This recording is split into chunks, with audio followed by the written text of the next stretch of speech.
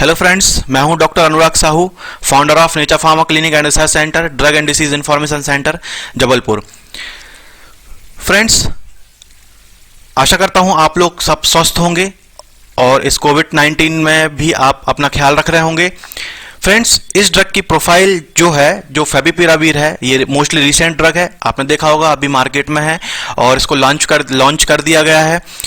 साथ ही साथ इसके उपयोग भी हमें पता है कि कोविड-19 में इसका उपयोग कर रहे हैं, लेकिन कहीं ना कहीं सभी फिजिशियंस को और फार्मासिस्ट को इसके बारे में जानना होगा और साथ ही साथ जितने भी पेशेंट्स हैं उनको भी इसकी प्रोफाइल के बारे में जानना होगा कि ये हमारी बॉडी के लिए कितनी हार्मफुल हो सकती है यदि हम इसको कंटिन्यूसली लेते हैं। और बिना physicians and clinical pharmacy doctors के आप इस ड्रग्स को बिल्कुल ना लें और इसके साइड इफेक्ट के बारे में, एडवर्स इफेक्ट के बारे में, एडवर्स ड्रग रिएक्शंस के बारे में पूरी जानकारी लें, देन इसका उपयोग करें। फेविफ्लू के बारे में हम देख रहे हैं कि यहाँ फेविफ्लू जो ड्रग है ये ग्लेनमार्क फार्मास्यूटिकल ने इसको बनाया हुआ है और ये जो ड्रग ऑफ क्लास है ये इन्फ्लूजा एंड फ्लू की कैटेगरी में आता है।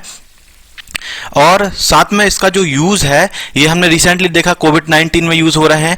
कफ कोल्ड फ्लू में इसका नाम फेविफ्लू है, तो फ्लू लाइक जो जितने भी सिम्टम्स होंगे कफ कोल्ड फ्लू, इसमें हम यूज करेंगे। तो हम इसके बारे में जानते हैं कि ये इतनी कंट्रोवर्शियल क्यों है और मार्केट में इसके बारे में इतनी चर्चा क्यों हो रही है। और इसका जो सेकंड नाम है आपने देख ही लिया, फेविपिरावीर है, जो selective inhibitor of influenza virus RNA dependent RNA polymerase category की है। तो ये सब जो इतना भी डेटा है जो मैं www.cdc.gov की साइट से ले रहा हूं और इसके एडवर्स ड्रग रिएक्शंस जानेंगे कि जो फ्यूचर में यदि हम इसको लेते हैं और लगातार लेते हैं तो इसके क्या घातक परिणाम हो सकते हैं, उसके बारे में हम जानेंगे। एक तो ये फ्रेंड्स, ये जो ड्रग है ये एक्सपेरिमेंटल ड्रग और एक्सपेरिमेंटल अप्रूवल ड्रग है, जो इमरजेंसी में ही हमने इसको क्या किया है, अप्रूव कर ली है इंडियन गवर्नमेंट में। बाकी विश्व के किसी देश में इस ड्रग को अभी लॉन्च नहीं किया है क्योंकि इसके साइड इफेक्ट को देखते हुए। लेकिन इंडिया एक ऐसा देश है जहां पर हर प्रकार की दवाइयों को अप्रूव आराम से कर दिया जाता है क्योंकि यहाँ की जनता गिनी पिग होती है। तो इसके बारे में आप जान ही गए होंगे।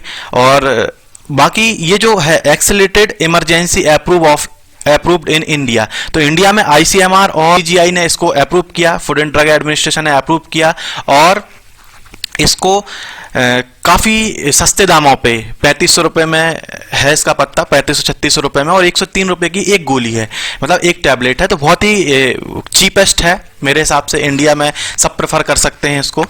तो आप देख सकते हैं, आप अपने हिसाब से इसको लगा सकते हैं अंदाजा कि ये कितनी सस्ती दवाई है और इस पेंडेमिक के दौरान। तो मैं इसलिए इसको कवर कर रहा हूँ। और साथ ही साथ ये एक तो एक्सपेरिमेंट है और इमरजेंसी अप्रूव दिया है, इमरजेंसी अप्रूव।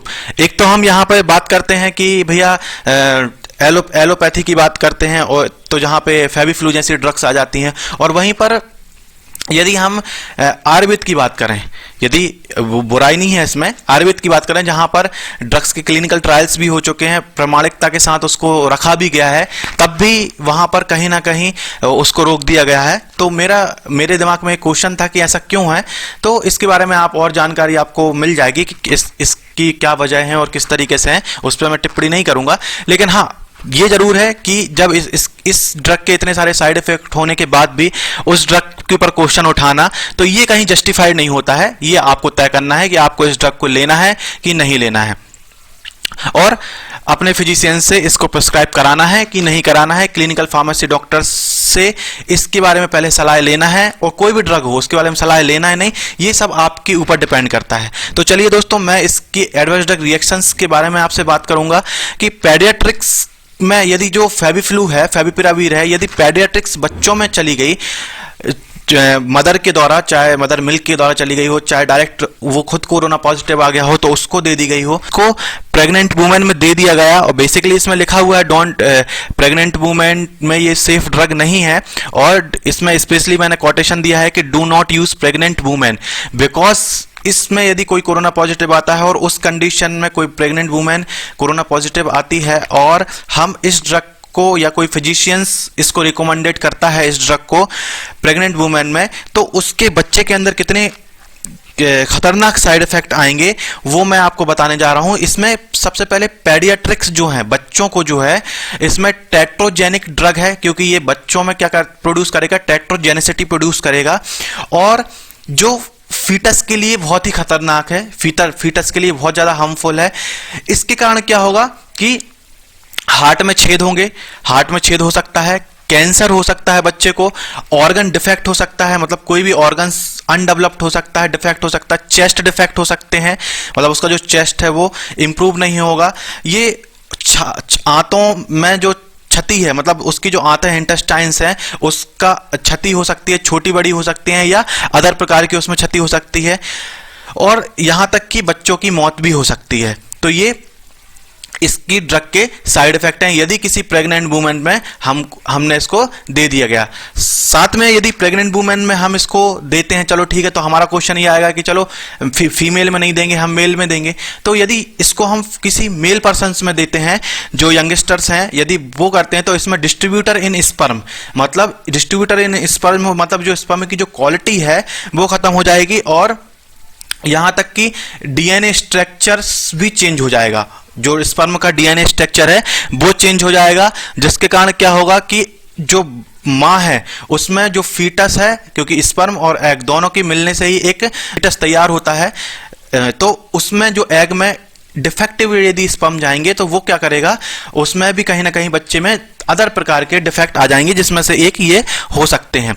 साथ में ये इतनी खतरनाक दवाई है कि जेनेटिक मॉडिफिकेशन करने के बाद म्यूटेशन इंक्लूडिंग डीएनए, मतलब जो डीएनए के तो म्यूटेशन करेगा, साथ में आरएनए में इंक्लूडिंग आरएनए म्यूटेशन, तो genetic modification after mutation including RNA. तो यदि डीएनए में म्यूटेशन करेगा तो साथ में ये क्या करेगा, उसके आरएनए में भी म्यूटेशन करेगा, जो कि बहुत ज्यादा खतरनाक है, जो आगे जाके हमें बीमारियों में से ग्रसित करेगा।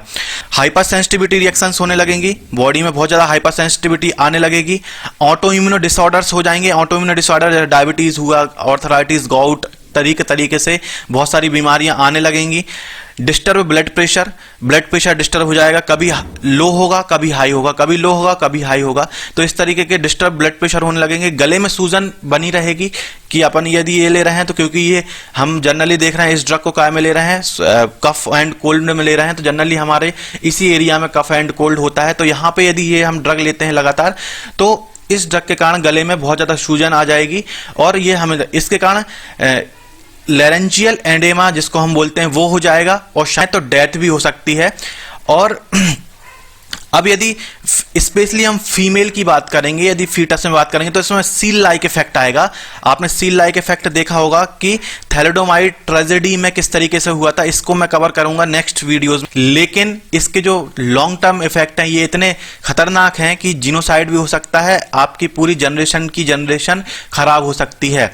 तो इसमें आपको ये ध्यान रखना है। और साथ में मैं इसमें कुछ थैलेडोमाइड ट्रेजेडी की कुछ फोटोज हैं, मैं इस वीडियो में अटैच कर रहा हूं, उस फोटोज को आप देखें कि इतनी खतरनाक ड्रग जैसे थैलेडोमाइड थी, और ये भी है। और साथ में दोस्तों यहाँ पे इसके पूरे क्लिनिकल ट्रायल्स नहीं हुए हैं इस ड्रग के, जो एक्सपेरिमेंटल ड्रग है, अभी भी एक्सपेरिमेंटल ड्रग है, सिर्फ इंडिया में इसको लॉन्च किया गया है। अब किस उद्देश्य से किया गया है, पेंडेमिक के नाम पे, ये नहीं पता, लेकिन ये ड्रग बहुत ही खतरनाक है। इसको लेने से पहले आप समझ लें, क्लिनिक अपने जितने जो भी डॉक्टर्स हैं उनसे इस ड्रग के बारे में लिखवा लें कि ये ड्रग के जो साइड इफेक्ट हैं वो कौन कौन से हैं, और उस ड्रग को उस जो प्रिस्क्रिप्शन है, मैं इसमें एक फॉर्म बनाने वाला हूं, आप उस फॉर्म को लेके अपने पास में जहां भी आप ट्रीटमेंट कराएं कोविड-19 का, वहां पर आप इस ड्रग के साइड इफेक्ट के बारे में क्लियरली मेंशन करवा लें,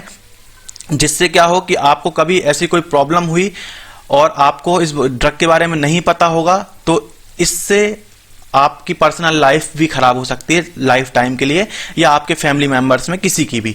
तो आप देख सकते हैं। और दूसरी बात, ये जो ड्रग है ये कोई सीवियर के लिए नहीं बनाई गई है, सीवियर कंडीशन के लिए नहीं बनाई गई कि जो हम देखते हैं कोरोना में बहुत सीवियर कंडीशन में जो पेशेंट हैं उनके लिए बनाई गई है। ये ड्रग सिर्फ बनाई गई है मिल्ड एंड मॉडरेट के लिए। ये 3 कैटेगरी होती हैं, ठीक होने, मतलब जो पेशेंट की 3 कंडीशंस होती हैं, मिल्ड, मॉडरेट एंड सीवियर।